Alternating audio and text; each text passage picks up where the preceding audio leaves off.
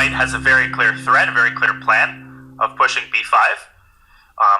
It is much more of a threat than a plan, because if it is allowed, Black's queenside collapses, and the last thing you want is to be saddled with a long-term weakness on c6. So the big question for Gukesh, how do you prevent b5? Definitely not by playing b5 yourself. That would yield a big outpost on c5 for the knight. That looks very unappealing, at least to me. It looks unappealing to me as well. But the problem is that queenside weakness is going to be incoming regardless of what is played. Yes, you can get the queen out of the sight of its counterpart by moving it to, I don't know, just e7, just picking a random square. But b5 is still coming. There's still also knight c5 targeting b7. And either way, the scope of the bishop on f3 has been lengthened. Exactly. Behind the c6 pawn, there is the b7 pawn, which is also a target. And so Black, it is not enough to, as you said, to deal with the pin. You also have to deal with the after effects of this diagonal opening up. So how is Gukesh going to do that? He's already been thinking for about 8 minutes. I think that the instinct move is something like queen e7, but then again, you have to figure out a response to b5. Maybe tactically, you can hold things together. One idea that I just spotted is if Black plays queen to e7, and White responds with b5. Here, I actually think Black can play c takes b5, rook takes b5 would be a blunder. 7. Because of bishop d7. Yeah, this very nasty retreating move, and you might say, but wait a minute, rook takes b7, I'm still pinning your bishop, but no! Bishop takes a4, and Black wins a piece. There's too many hanging pieces for White, and the queen is protected. So, for instance, rook b7, obviously Black takes the queen, and you're losing everything. Both of your rooks are hanging. Incidentally, White does not have to play rook takes b5 here. This is another bothersome point for Black Yovi. I think White can jump into b6, and that knight is wreaking some havoc. It's gonna go to d5, and that is the definition of an octo knight. And still, Black's pawn side weaknesses on b5 and b7, they persist. The bishop on f3 is fantastic.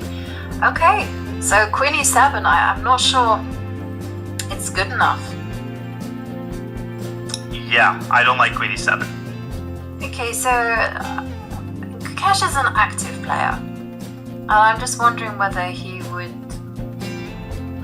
I'm thinking of moves such as rook a7, trying to double up on the a line, and getting ready to meet any b5s with queen a5.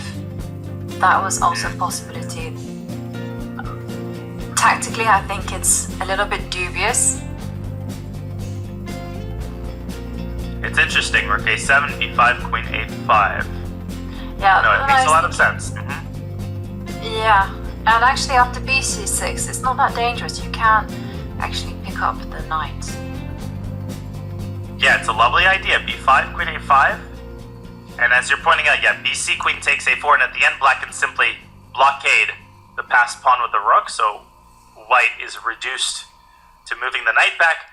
But even here, I think White's got a smidge of an advantage. Okay, Black maybe plays c takes b5.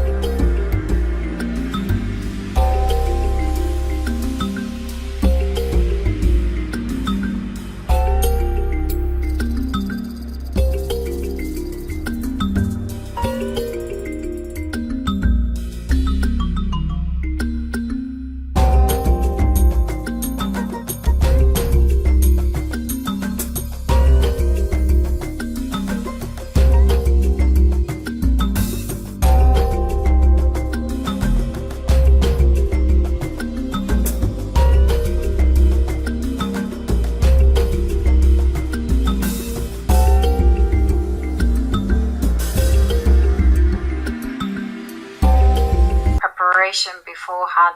Then you put as much effort as possible into playing a very long game. And on top of that, you're exhausted when you get back, and then it all starts again. So I'm of the opinion that the classical time control should actually be 90 minutes plus 30 seconds per move, and that's it. Yes, I agree completely. That is the... Okay, king g5 on the board. Of course, there's pros and cons to a longer time control, but this is a happy medium. Bishop f8, Gukesh trying to reactivate his bishop. Yes. Okay. What did we expect? Bishop g6? I thought he might try rook to e6.